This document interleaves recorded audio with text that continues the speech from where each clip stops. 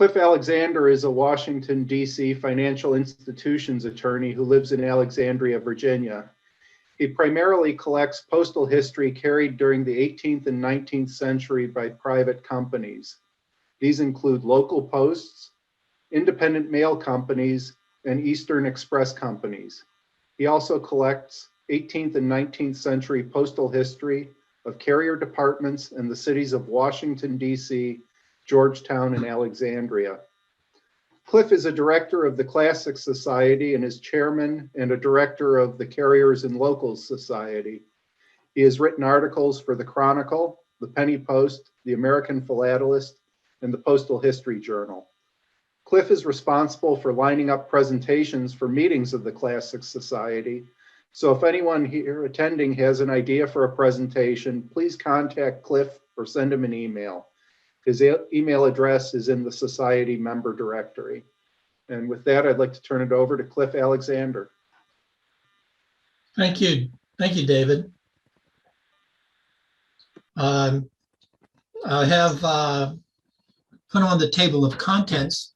I want to, first of all, let everybody know that I do not collect transatlantic steamship covers. And this reminds me of a teacher I had in high school who used to complain of his students that came to class tabula rasa, a blank slate. So I started research on freight money covers, knowing really nothing about transatlantic steamship covers.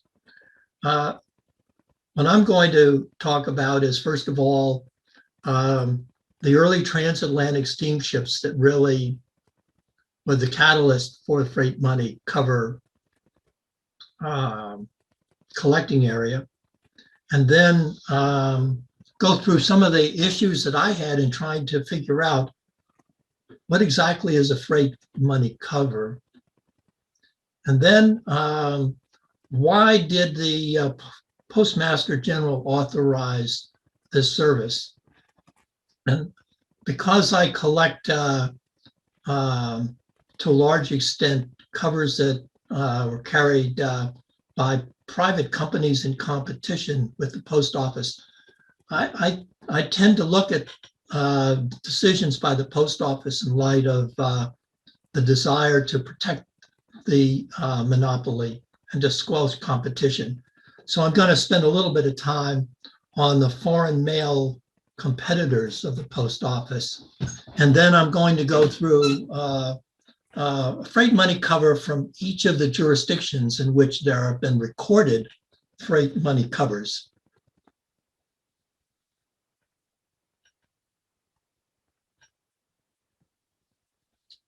As I said, this is not an area that I collect, and I'm going to be honest, I have not done original research. I'm relying on the research that's been done by others, and in particular, the research that has been done in the references that I have on these next 2 pages. And I would like to thank Bernard Bialis and Mark Schwartz for the assistance that they have provided me.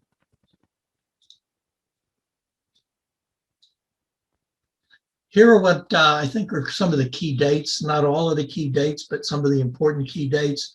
The catalyst really was, I think, the introduction of transatlantic steamships. They began building them in 1837. They went into operation in 1838. And it was in 1838 that the Postmaster General issued the first known freight money letter for freight money cover authorization. And this was for Philadelphia Post Office. A related development was in July of 1840 when the Cunard line began twice monthly mail service from the United Kingdom with a stop in Nova Scotia. This was from Boston.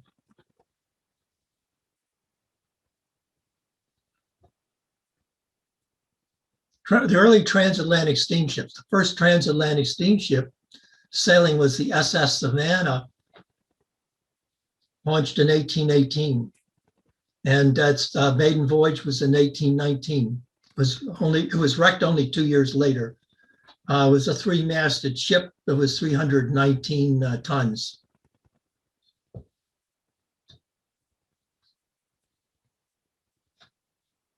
The first completed transatlantic steamship voyage was by the SS Sirius. And the trip began on April 4th. The Sirius arrived in May, and it was the first to set out. And it arrived in New York City in April 22. And by virtue of that fact, on that day, it owned the record for the shortest trip across the Atlantic Ocean. It only had 2 masts, and it, to a large extent, was under sail. And it was powered by one 500 horsepower steam engine. It was a small ship. It only had capacity for about 40, 50, or 60 passengers. I think there were only 40 passengers on the first trip. And it really was not suited for transatlantic voyages, and only completed 2 trips. The next, at the same time, on the 8th of April, the Great Western left the UK, and it arrived in New York City a day later on the 23rd. And so on the next day, it had the record. And this obviously was a much larger ship. You look at the picture of it, it had 4 masts, and it had 2 steam engines with a total of 750 horsepower. This ship was able to hold almost 130 passengers plus 20 servants, and it made 45 round trips. This was really built for the transatlantic route. This comes from an article by Dick Winter in the Congress book. And what it shows is the transatlantic voyages, the return voyages from New York City back to the UK during that first year of operation, May of 1838. On the first trip of the Sirius, there was no charge for letters. And there was an article in the New York newspaper, the New York Albion, on May 5, that said that their reporters learned that there were 17,000 letters transported by the Sirius back to London from New York City. And the article says, supposing each letter would have been charged $0.25, it would have yielded upward of $4,000. And that would have been more profitable than the 28 cabin passengers that reportedly returned to England from New York City.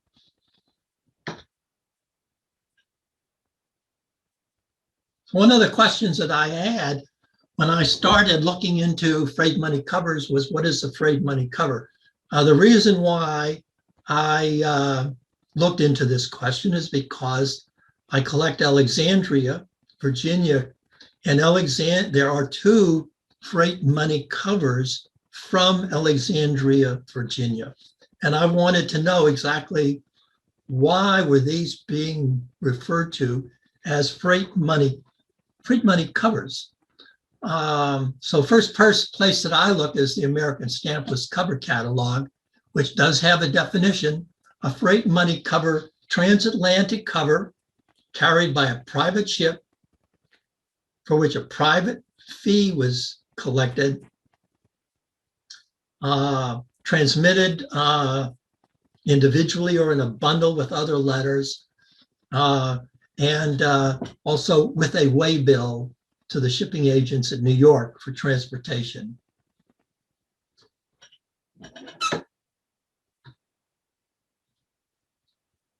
So what I realized after looking at this, and I found it very confusing. I found it confusing because I thought to myself, well, didn't the ships always charge for letters that they were carrying back and forth across the Atlantic? Why, why are some of these called freight money covers and why are these not called freight money covers?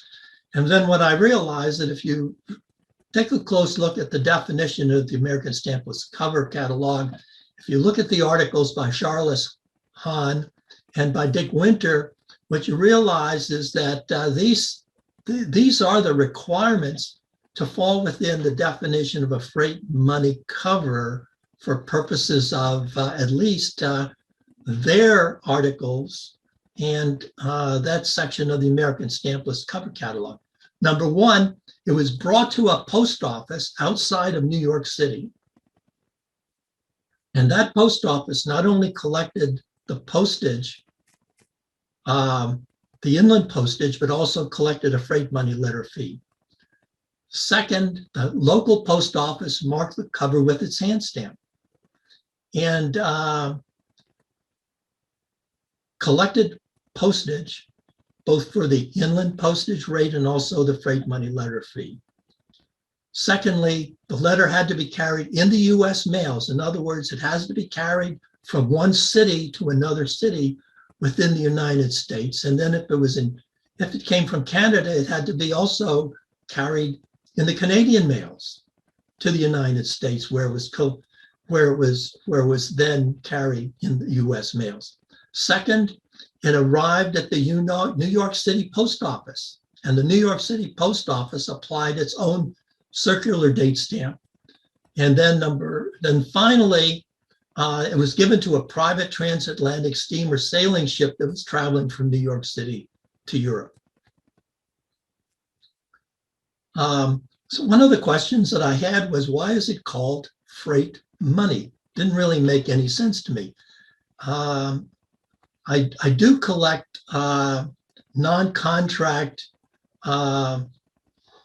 inland waterway vessel covers and coastal non-contract ship covers.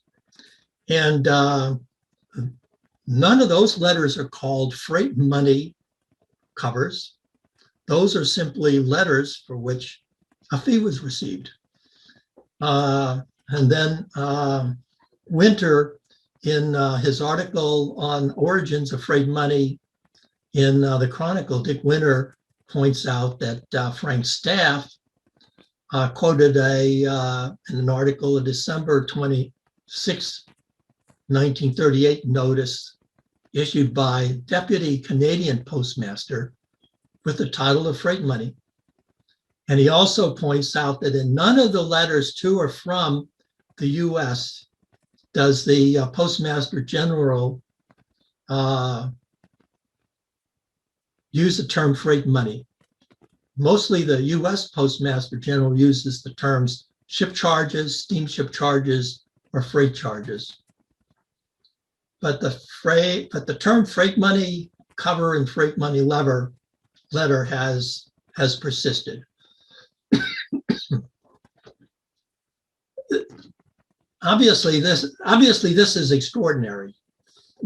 The US post offices were authorized by the United States Post Office Department to collect fees for a private company who is transporting letters. And so the question is, why would the Postmaster General issue this authorization? Well, I think that there's a number of reasons. Dick Winter and other authors have generally emphasized desire on the part of Postmaster General Kendall to encourage foreign correspondence. I tend to approach these things from a more of an economic point of view. It seems to me there were probably a lot of considerations. One was that in 1937, the first steamships designed for regular transatlantic sailings were built. They began service in 1938. The Post Office Department did not have its own arrangements for letters to be transported to Europe. until mid-1847. Canada in December of 1848. Post office customers in some cities probably wanted that service, and there were competitors. In addition, there was an incentive for the local postmasters to take the time to do this because they were receiving a commission, typically 5 or 7.5% for each freight money cover. What I did was I went to Dick Winter's Congress article. Yeah, well, this is not the Congress article. This was Charles Hahn's article, and I included additional covers that I'm aware of, and I came up with 178 covers. Thought it was interesting to figure out, well, what years were these freight money covers actually carried? And you see, we've got 2 of them in 1837, which is the reason why this talk begins in 1837. I would argue that these 2 really should not be considered freight money covers because there was no Postmaster General authorization until 1838.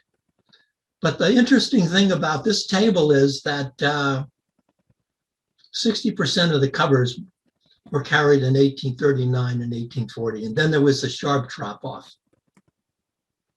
I can't explain exactly the reason why that's the case, but I wasn't able to find any article that discussed it, and I didn't see any newspaper article or other reference that suggested what the reason was for this significant difference in the number of covers from year to year.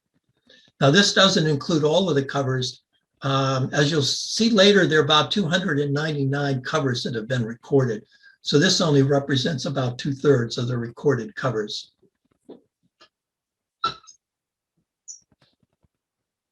Now, there are other covers that paid freight money letter fees, but they're not considered freight money covers for purposes of the American Stampless Cover Catalog.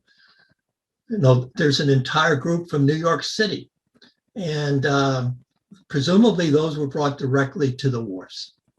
There were covers brought to the New York City outside the mails by friends, family, business associates, or private companies, as opposed, rather than being dropped off at the post offices. And then you have covers that were handled by competitors, forwarders, foreign letter offices, newsrooms and coffee houses, express companies, independent mail companies, and local posts in New York City. These are all competitors of the Post Office Department in that period of 1837 to 1848. So let me just sort of reference New York City. Here's a cover from New York City. It does pay the, it has a 25 cents on the top that shows that it paid the freight money fee. But this is not considered a freight money cover because this did not go through the US Post Office. It does not have a New York City Post Office CDS, and it doesn't have a CDS of another city. Charles Hahn has an exhibit that is on the website of the Classic Society. It's a very interesting old style exhibit. And Hahn states that the largest sender of transatlantic mail, New York, never marked a freight money charge, leaving them in the main uncollectible but interesting. Here's one that actually does reflect the freight money charge. Is this the earliest freight money cover? This one is dated August 7, and the docketing indicates it was 1848, probably is the earliest.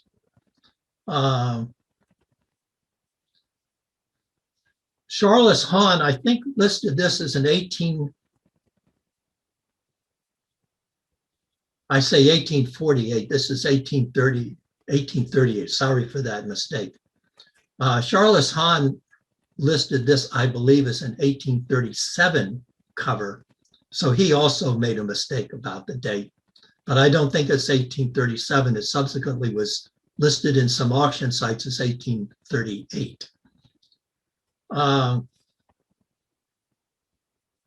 The agent of the Transatlantic Steamship Company in New York was Abraham Bell. Here is an 1828 cover for the packet ship Courier. Abraham Bell was a forwarder for quite a few years before becoming the agent of the Transatlantic Steamship Company in New York, and a lot of the covers that were carried on the ships actually were sent to Abraham Bell, as opposed to being sent through the post office system. This is a cover. I'm sorry, this is the best.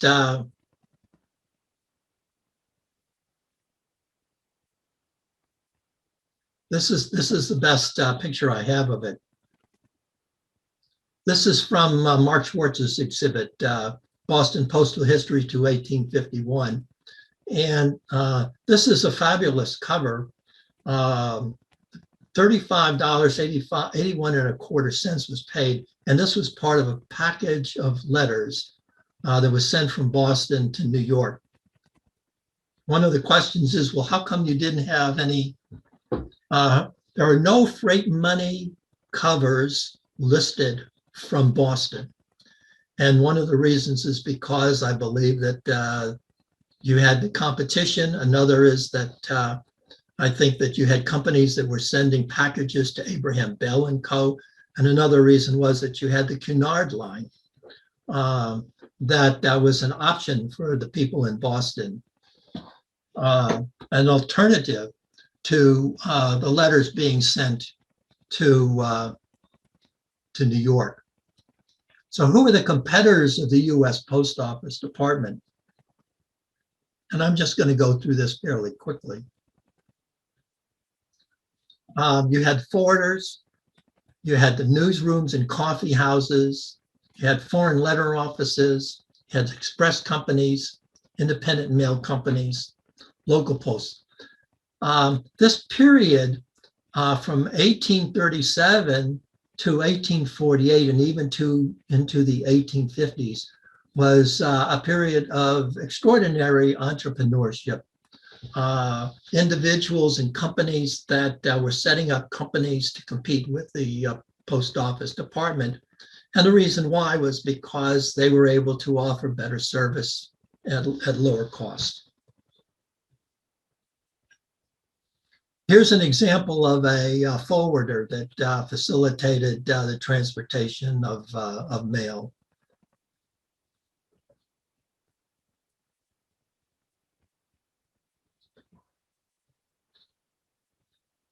Here are two other forwarders. American and Foreign Agency is one, and T.A. Ward from Boston.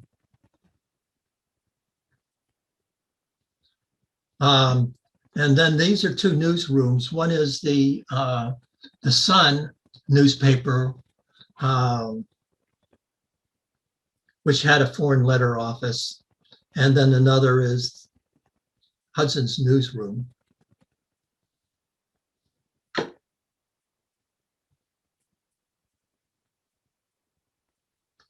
This was a Gilpin's reading room. And a lot of times individuals traveling to New York City would bring letters of their own companies and their friends and acquaintances. And they would drop them off at these newsrooms and reading rooms where there were boxes or bags for them to deposit letters for transatlantic mail.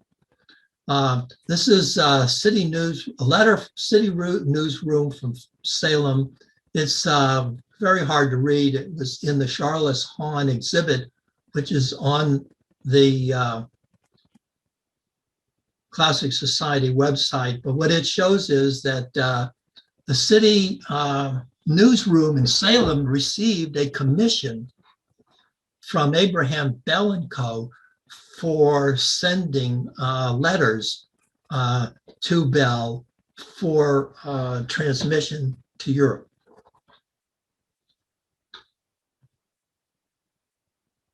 And the Tontine Coffee House in New York City was handling mail. During this period, this was established around 1790 and continued to operate for about 80 years until I think about 1870. And it had boxes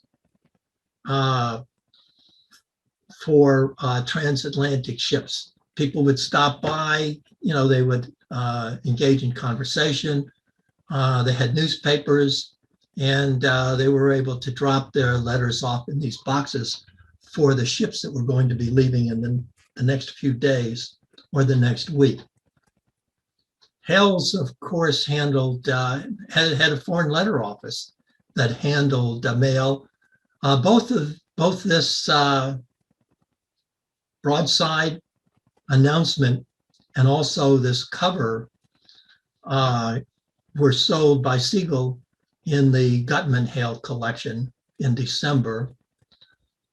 The interesting thing about this cover on the right is that it is the earliest Hale Foreign Letter Office cover recorded by Michael Gutman, and in addition, it was dropped off in the Briggs newsroom in Boston. According to an article by Calvin Hahn, there are only 2 known covers that have this Briggs newsroom hand stamp. This is one that was brought from Boston to New York by Harnden, and for transportation on the Great Western.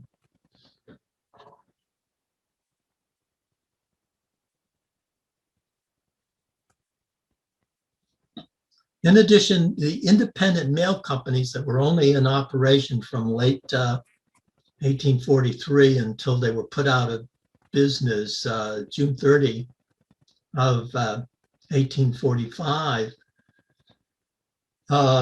delivered letters to New York City for transportation to England. And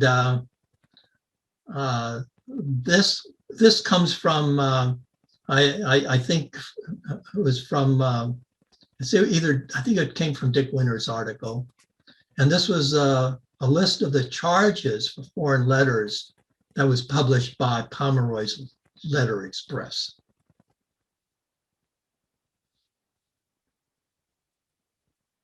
And this is a cover that was in the Siegel, offered in the Siegel Gutman sale by Hale.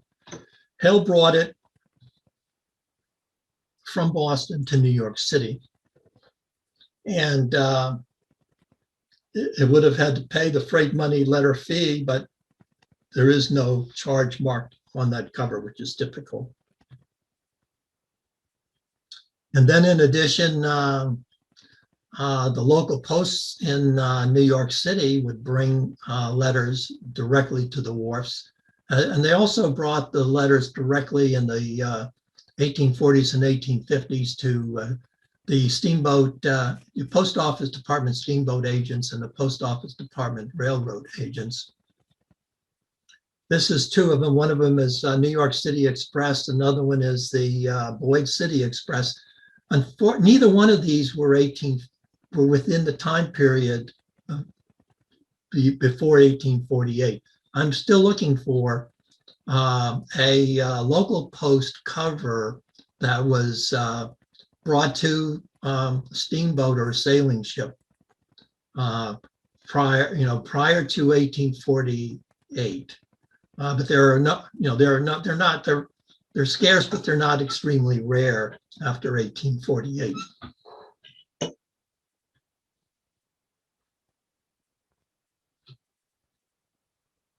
Now what I want to do is to go through the freight money covers by cities. So first of all, what are the cities that we're talking about? There are 20 cities that, according to the writers, primarily Charles Hahn and Dick Winter, that had authority to process freight money covers. Now, why do we know that? We know that in one or two ways, or maybe both ways. Number one, we know that some of them were expressly authorized. So 12 of them were expressly authorized. We also know that there are some, we also know the name, some cities by virtue of the fact that there are freight money covers that have been recorded. An interesting thing to me about this table is that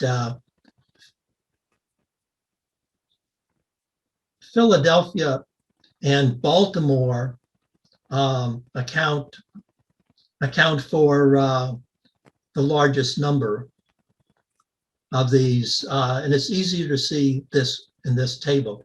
This is the table that shows the covers that have actually been recorded.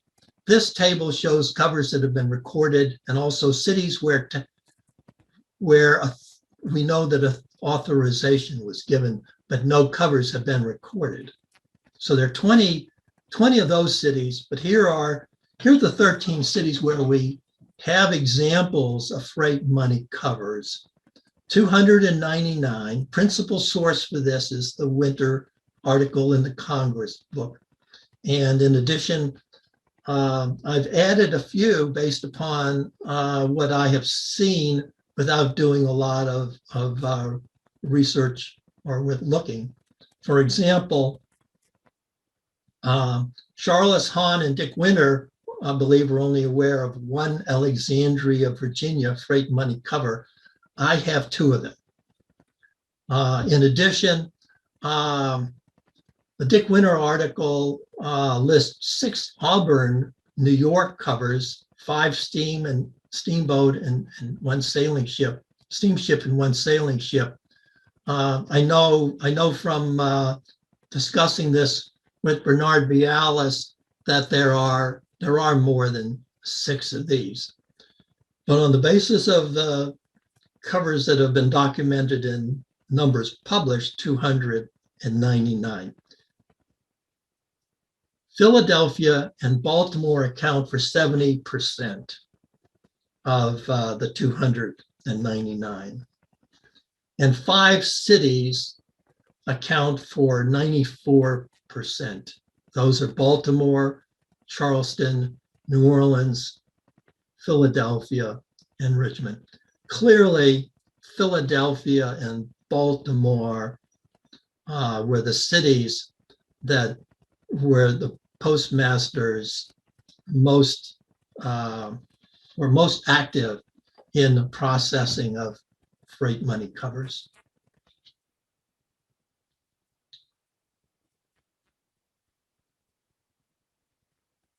So now what I'm going to do is to go through covers, one representative cover from each of the cities where we know that where we have a record of covers. This is one of the 2 Alexandria covers that I own. This is, I think, a really nice cover. It's got a paid 50 and it's got a paid 37 and a half. So the inland postage rate from Alexandria to New York was 18 3/4. That's where the 37 and a half comes from.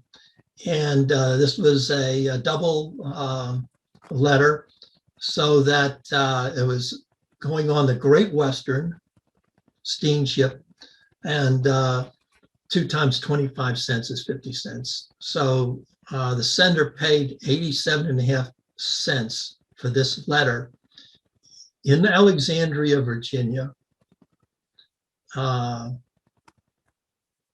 And it was stamped in Alexandria, Virginia on the 26th of June in 1840. It arrived in New York and was stamped by the Post Office Department in New York on June 29. This is, I think, a very nice cover because it just so clearly reflects all of the elements of the freight money cover definition.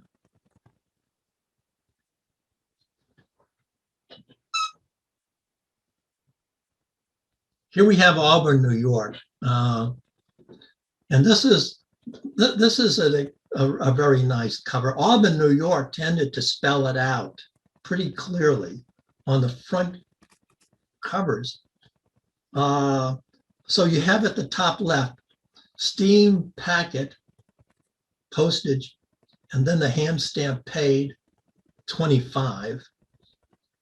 And on the top right, inland postage, 18 and a half, or is that 18 3/4 paid.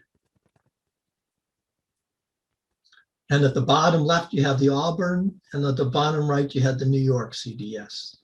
And this is nice because the Bristol ship letter hand stamp is on the front. Very nice cover. This was sold. This is from the Dick Winter collection. It was sold by Rumsey, and I've tried to list all of these sales and the collections. The Rumsey sale number 50 was the Dick Winter sale, and this was lot number 54 in that sale.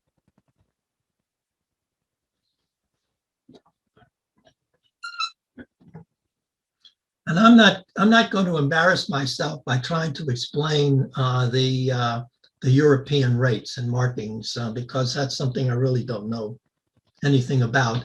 And anything that you see on these pages come from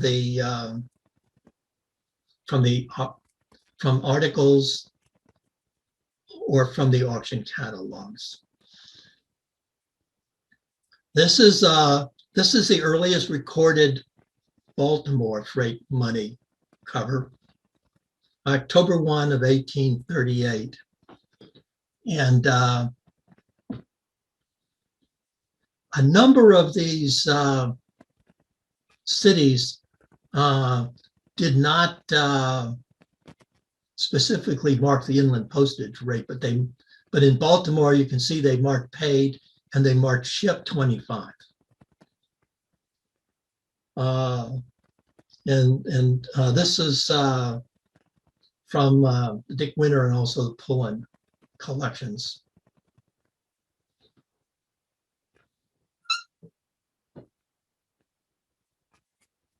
The interesting thing about the Baltimore circular date stamps is that a lot of times they're not very clear.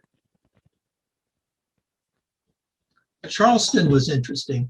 Charleston, according to Dick Winter and Charles Hahn, was the only city that had a 25-cent hand stamp where they used hand stamps. I haven't seen a 50, but I think they've got a 12 and a half and they've got the 25. And so they marked it twice, once for the inland postage, which was 25 cents, and secondly for the freight money letter fee, which was 25 cents. Has the Charleston circular date stamp and the New York City Post Office circular date stamp. And then in addition, it has a marking too late. The senders of these letters almost always knew when those transatlantic ships were leaving, and they pretty much knew how long it was going to take for that letter to get to New York and whether it was going to get to New York in time for a particular ship. And so they made a note down at the bottom, typically of these covers, that was an admonition that they wanted that cover to go on the president. But you can see this, the date stamp in Charleston is the 27th. And the date stamp in New York is the 3rd. It took it took about 6 days to get from Charleston to New York, and it missed the president. And so this one, according to the Rumsey description in the winter sale, was actually carried on the Swallowtail Line's Roscoe.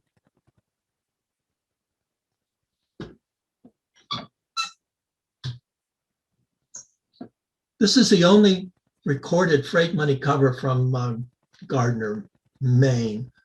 This is a nice cover because up at the top, it has paid to New York 18 3/4, and then right below it, it has paid steamboat postage 25, and then it has a total with a red hand stamp paid 43 3/4.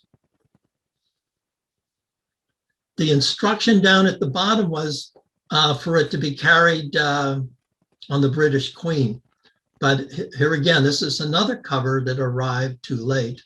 And instead, it went on a sailing ship, according to Dick Winter's research and the write-up in the Rumsey catalog. And the sailing ship rate was 12.5 cents. It wasn't 25 cents.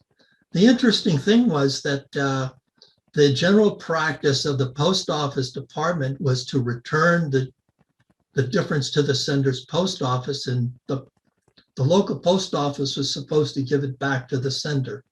Seemed to me like an awful lot of time and effort to return 12.5 cents to the sender in Gardner, Maine. Of course, 12.5 cents was worth a lot more in those days than it is today, but nevertheless, the amount of paperwork that it took to process all of these covers seemed to be pretty extraordinary, given the fact that we only have 1 or 2 covers from a number of the cities where we know that the freight money cover authorization was given.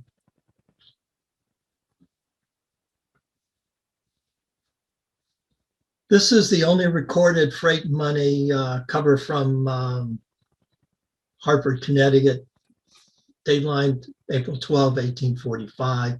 This one is addressed to Paris, but it was forwarded.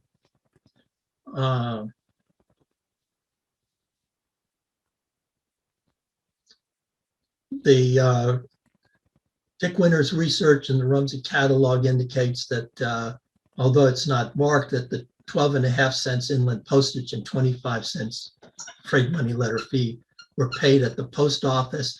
And this is an assumption that is made because on the top right, you have paid, which clearly indicates that this is a fully prepaid letter as far as the US Post Office Department is concerned.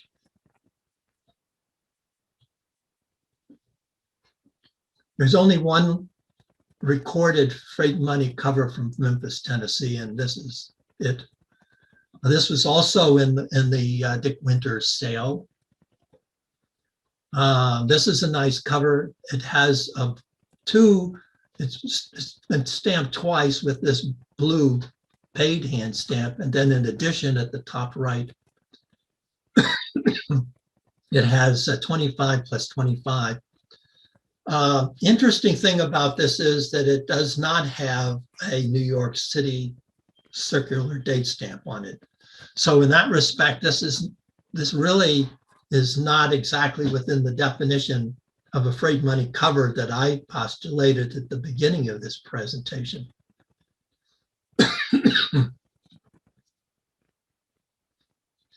But it must have been treated as a freight money cover because it originated in Memphis and it's got the 25 plus 25 on it. So I can't explain why it went through the post office.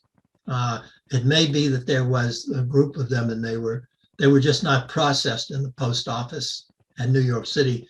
That bag or package might have just been brought directly over to the wharf. This is an exciting cover from New Orleans, Louisiana, dated 1847, one of the latest freight money covers recorded, one of only 3 to Germany. This was sold in the Rumsey Sale 96 Robert Boyd collection. And it has paid at the top left. And it also has 25 at the top right, which is the indication of a freight money cover.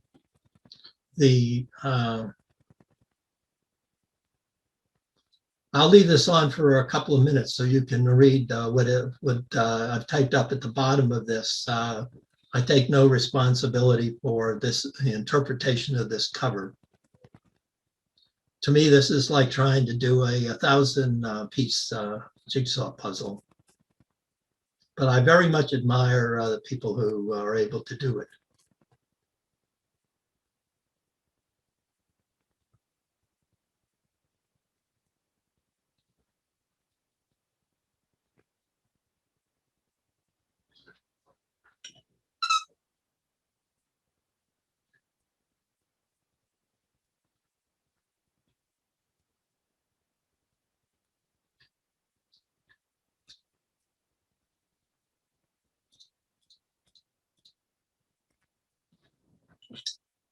This is the only Norfolk recorded freight money cover. And this Norfolk letter is very nice because you'll see that at the top right, at the center, it's got the red paid hand stamp. And at the top right, it's got inland 25, and it's got steamer 25.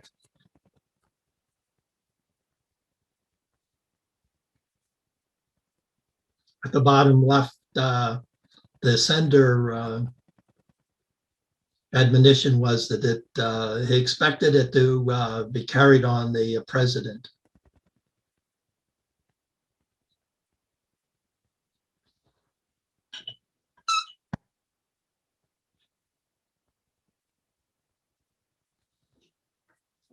Here's a early Philadelphia freight money cover.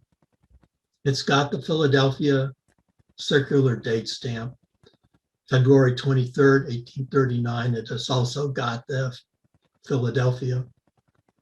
So it arrived in Philadelphia a couple of days later, and the sender endorsed it per Great Western.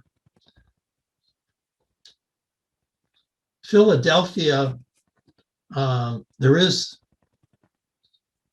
underneath that New York circular date stamp. It's a little bit difficult to see. A manuscript 37.5. And that was 12.5 cents for the inland postage and 25 cents for the steamboat, for the steamship fee. And Philadelphia, interestingly, did not typically show the fees separately. Okay, we can speculate as to what the reason was for that, but it's possible that this was because they had so many that they were just simply didn't feel the need to write it out separately, take the time to do that. This was in John Barwis's collection.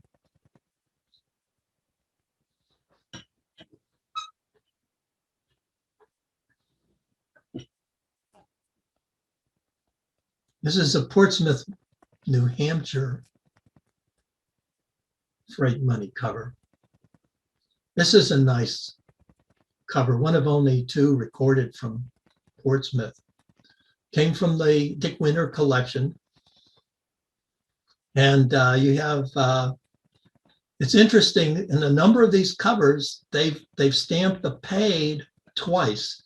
They stamped the paid for inland, 18 3/4, and then they stamped it paid packet, 12.5. So the sender of this letter anticipated that this was not going to be going on this next steamship. Instead, it was going on the next sailing ship which is the reason for the packet 12.5 fee. And this was, according to Dick Winter's research in the Rumsey catalog, carried on the dramatic line Shakespeare to Liverpool.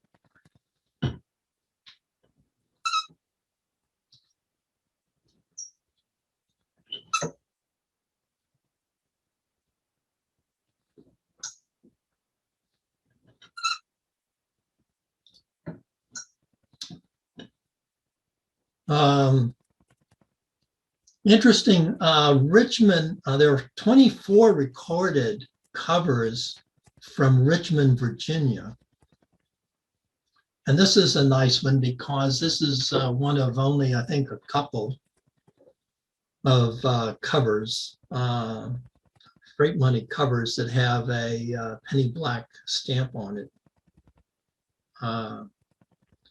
This one was, I found on the Richard Fajola website. The Richmond Post Office, as a matter of practice, did not mark the freight money fee on the front. They marked the inland postage on the front, 18 3/4, and they marked in the top right corner of the back the freight money letter fee, 25 cents. There was no standard procedure for these freight money covers. And so each of the post offices obviously had their own procedures and practices.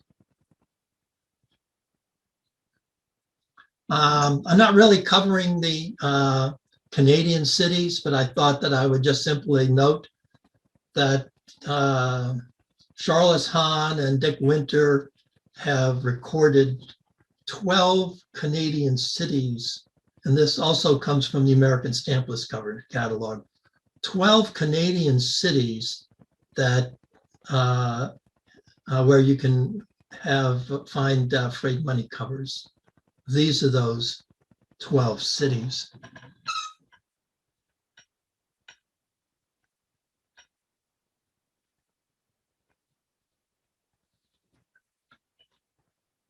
And this is just one of the covers from a Canadian city, Amherstburg, Upper Canada. I do not collect British North American covers. I can't really explain it very well. This came from the Dick Winter collection. It was sold by Rumsey, sale number 50. But you can see the Amherstburg circular date stamp at the top left. Bottom left is November 18, New York, circular date stamp. The writer hoped that it would go on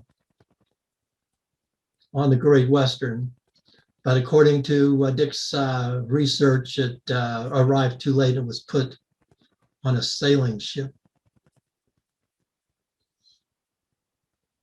But it's interesting that on the top right, you have vertically a red paid hand stamp, and then you have British and you have American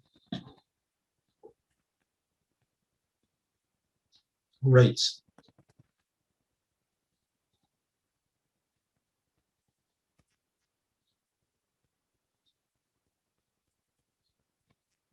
And that's the end of this presentation. If anybody has any questions, let's see, Mark Schwartz has one question. Could the drop off in freight money covers be due to the inauguration of the Cunard ships in May 1840? And I think that that's probably absolutely right. When Cunard started its transatlantic ships out of Boston in 1840, now all of a sudden you had an alternative to the ships that were leaving in New York. Mark also says another reason there might may have been no freight money covers from Boston is that the postmaster would not accept responsibility to receive and pass on freight money fees. I have to think that the compensation that these postmasters were receiving, I wonder whether it was worth the time and effort. You take, for example, some of these cities where there's only one or two examples, they have to collect the fee, they have to prepare a way bill, they have to send it, separately. I suppose they send it separately in a package or in a bag from the other mail, so they wouldn't be confused. And they may have just put it as a package into the locked bag. And then if it missed the steamboat, if the patron paid for a steamboat fee of 25 cents, it missed the steamboat, ended up being sent over on a sailing ship, then 12.5 cents was supposed to be remitted to the customer of the post office department. It just seemed to me that that's a pain in the neck. There's an awful lot of work involved. And if you're a small post office, is it really worth it? Now, if you're the postmaster of Philadelphia, or if you're the postmaster of Baltimore, where there was a huge amount of transatlantic correspondence, then maybe it was worth it.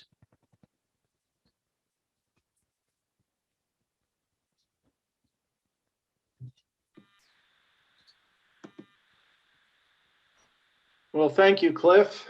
That was an interesting and very well-researched presentation. I believe Joan is going to bring everybody over in case anybody wants to ask any questions directly. And just remind everybody that there are 2 more talks tomorrow at 1 o'clock and 2 o'clock. Excellent, Cliff. Thank you. I'm going to start bringing people into the meeting, Joan.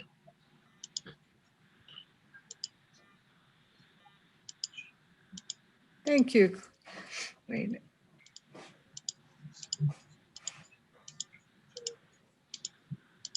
So as you come in, if you turn on your camera and unmute yourself, you'll be able to talk to Cliff and ask questions. You don't have to talk to him, but I know, you may not want to. Thank you, Clifford. Excellent talk. I appreciate that coming from you, Dwayne. And another question just came up asking whether the presentation will be made available on the website. And we're recording it. We're trying to figure out what we're going to do. Hopefully it'll be available at some point in the future.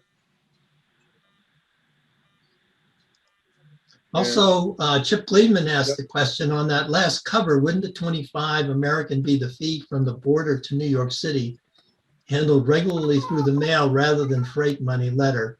Well, I was relying on the write-up in the catalog. That's a possibility, Chip. Cliff, I didn't hear it. She was shifting us all over, and I missed your answer. The answer is that's possible. I was just relying on the description of the cover from the auction catalog. Okay, because it seemed like it entered the mail in Canada, would have gone to the border with the US postage prepaid, and then still handled by the mail to the New York office, which put it on a ship.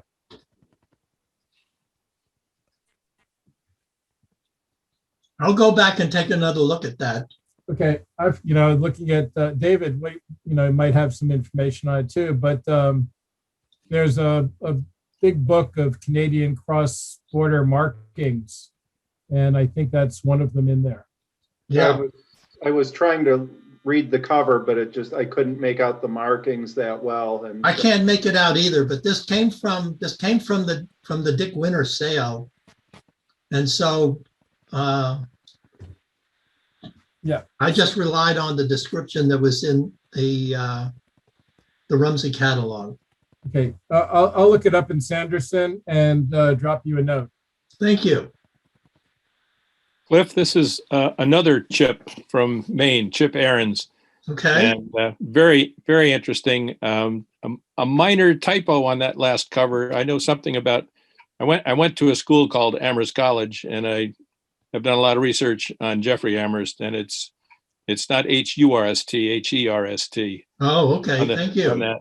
But we have a son in. You're right. As a matter of fact, if I had taken a close look at the circular date stamp, I would have seen it. We have a son and his family live in Alexandria. We go down regularly, and we haven't been down for a year. But sometime soon we'll head down there. I'd love to get together with you. I would like to. I would like that very much. Absolutely. Great presentation. Absolutely. Thank you. Really interesting. Yes. Why don't you get in touch with me, and I'll make sure you have the contact information. Thank you. And he probably covets that Maine council, so be careful. He may try to get you drunk. Chip, you be quiet now.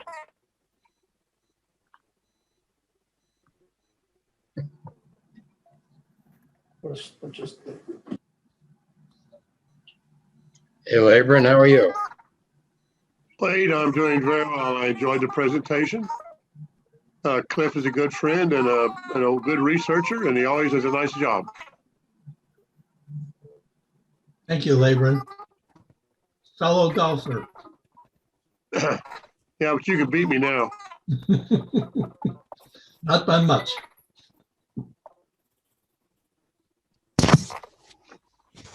Hey, Mark, how you doing? Mark Rogers, good to see you.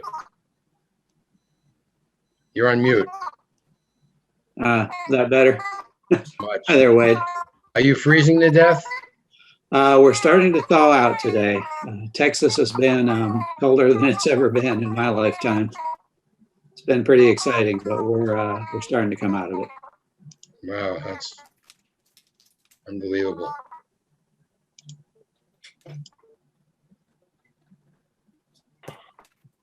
I enjoyed the presentation, Cliff. It was very nice. Thank you. I have a freight money letter. I'm sure it is. It originated in Philadelphia.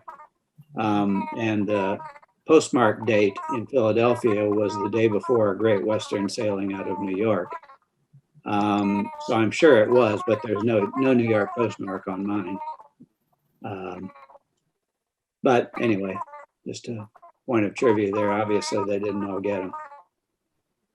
Well, I no, in my definition, it includes the New York circular date stamp, and it's pretty clear that there are quite a few of them that don't.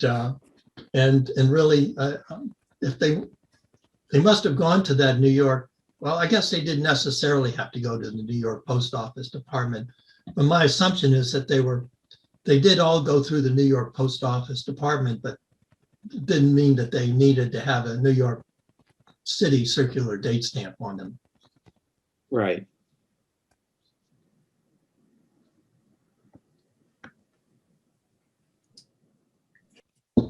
Cliff, you've got another question in the chat from Winston Williams asking what sort of fees were levied by the transatlantic steam and sailing companies both before 1838 and later in the 1840s?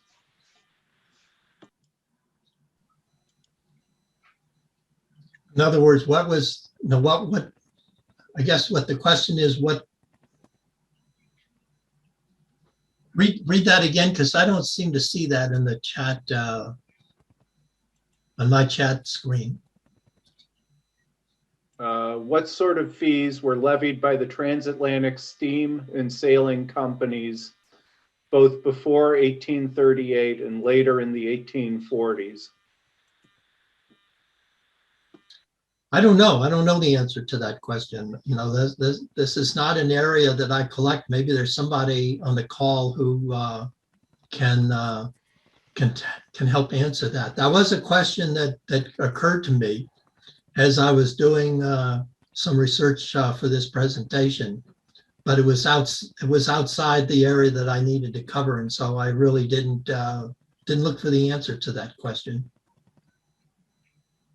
Thank you, Cliff. Well, didn't I mean, most of the contracts steamers started with in 1840, and they would have had arrangements with the steamships to pay it by the contract. Before that time, I really have it. You know, they got a ship fee of 2 cents for carrying a letter normally.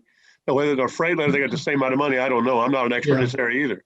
Well, the post office paid 2 cents. There was a period of time in the late 1700s where they paid 4 cents, but the post office to pay 2 cents for these ships to captains to make sure that the letters were brought to the post office. But the question is, how much did the sailing vessels prior to 1838 charge?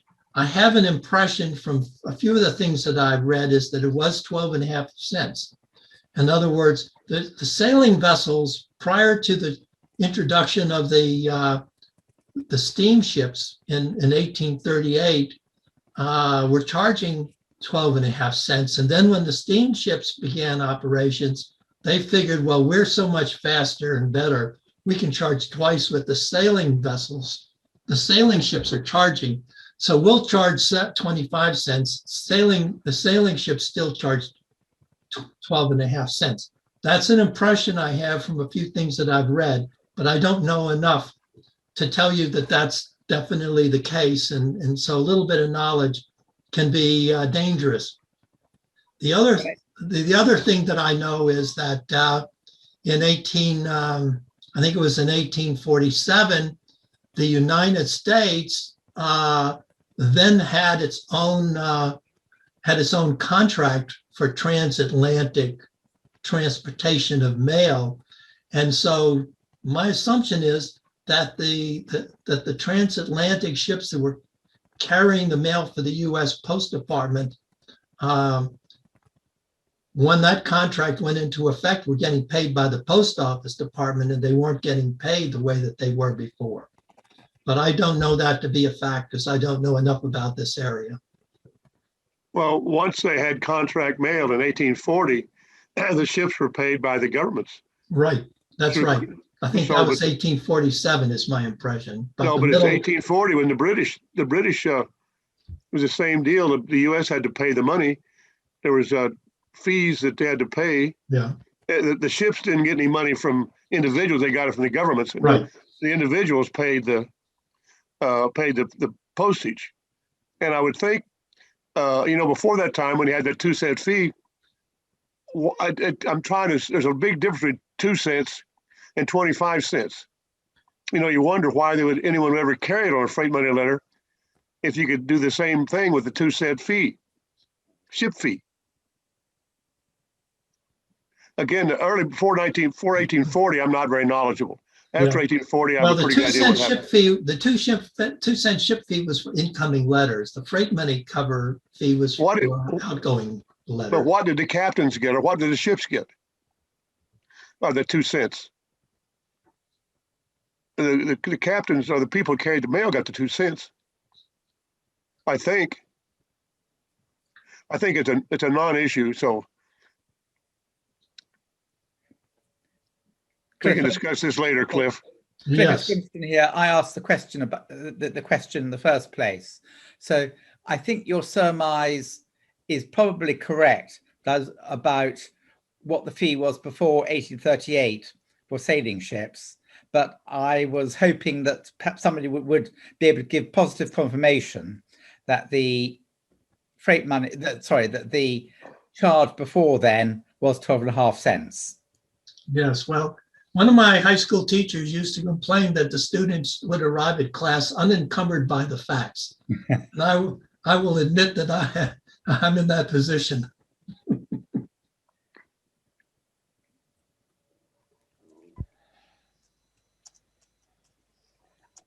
I suppose, Cliff, another question I've got. A friend of mine has a freight money letter, which is from Kingston, Upper Canada, which doesn't seem to appear on your list of freight money letters from British North America. Is there any particular reason for that? I relied entirely on published articles. And I did not do any independent research on covers that might have been offered in auction catalogs. So it's quite possible that my assumption is that there are more than 299 freight money covers in the hands of collectors, and that there are freight money covers from other cities, both from the United States and also from Canada. And nobody has simply published any information about them. Cliff, Yes, Leyburn. what were there more freight money letters from Canada than the U.S.? It seems like when I see them, I see usually from Canada. I don't know. I don't think so. Is there a I should record have of put it? the Anyone ever numbers do a in. record of it? I did not put the numbers in, but I should have. The American Stamp List cover catalog does have a list, but I don't think it has the numbers. And I did not put the numbers in from Canada because I was really focused entirely on the US. Probably should have. That would have been interesting information. I just wanted to comment that it's nice to see so many of our members from Europe attending. I see Paul and Martin and Heinrich, and I guess there are others. So welcome and thanks for attending. Yes, absolutely. That's one of the nice things about virtual meetings. People can attend from all over.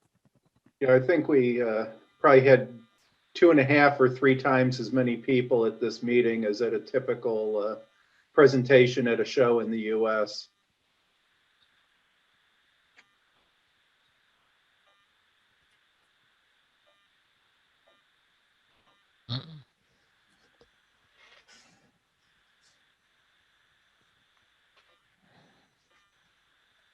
Well, is there anybody else have any questions? Yes. Jump in. You do it, Joe. Clifford, I'm sorry, Keith had a question. We might have covered it while I was going back and forth. One of your covers was postmarked, is it Alexandria, DC. DC. Was that Alexandria, DC? Do we have that right? Correct. That is correct. Alexandria was actually a part of the District of Columbia until the late 1840s. So throughout this entire freight money cover period, Alexandria was not a part of Virginia. Alexandria originally was part of the Commonwealth of Virginia, but in the early 1790s, Virginia ceded part of the state, including the city of Alexandria, to the District of Columbia when the federal district was created. And Thank you. the citizens of Alexandria thought that this was going to create an economic boom, but it didn't. And as a result, finally, in the late 1840s, Alexandria petitioned to secede from the District of Columbia, and the entire portion of the District of Columbia west of the Potomac River was retroceded back to Virginia. And that actually applied also where I live in Arlington, a few miles north of Cliff. And Arlington was known as Alexandria County back then, before it became Arlington County. So my house used to be in DC until the retrocession. Well, Georgetown was in DC too. Because you collect Georgetown too, Cliff. I know, and Georgetown still is part of the District of Columbia. But it wasn't always? No, it was Maryland. It was all of the area east of the Potomac River was part of Maryland, and all of the area west was part of Virginia. And the District of Columbia was established as a 10 square mile federal district. And so you can see from this map that I guess David has Wade, just, Wade. Wade did that. Yeah. Good for you, Wade. What And was so the you can square? see that it was originally an exact 10 square mile district. Yeah. And the entire portion west of the river was retroceded back to the Commonwealth of Virginia. And when was this? Late 40s? I think that it was effective 1848. Yeah. When they created the district, Benjamin Banneker went and surveyed the 10-mile square federal district, and they put boundary stones every mile all the way around. And so most of the stones are still around if you know where to look. And the ones in Virginia are still here. There's one like 3 blocks from my house. It's hard to believe they haven't been appropriated by ill-intended people. A few of them have, but a number of them have been hit by cars. And I would prefer to say, Wade, I would prefer to say opportunistic people. Okay.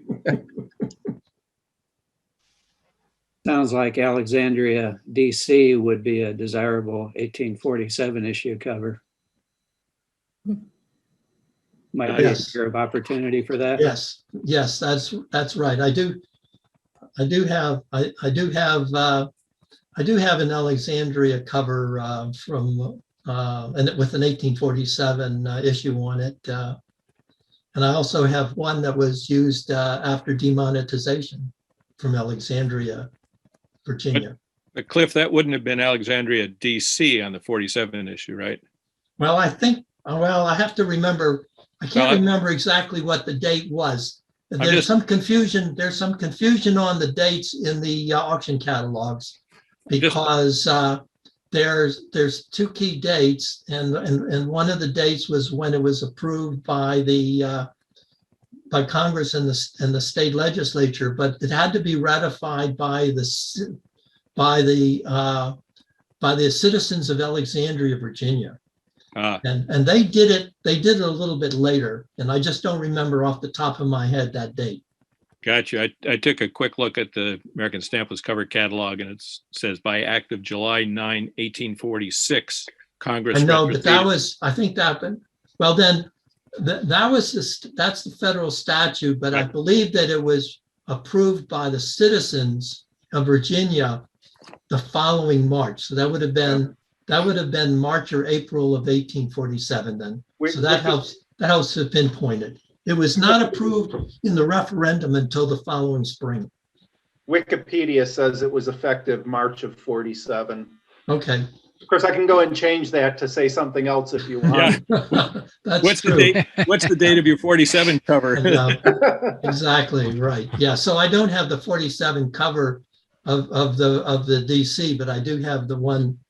I do have a 47 cover that was demonetized after it was demonetized, which I like a lot. You know, it doesn't say just because they voted or it was passed that the date stamp, the CDS, wasn't used afterward either. So, I mean, it might be possible, unlikely, but yeah, possible. no, I don't think so. Yeah, I don't think so as I think about it. I think it was effective when it was approved by the people of Virginia.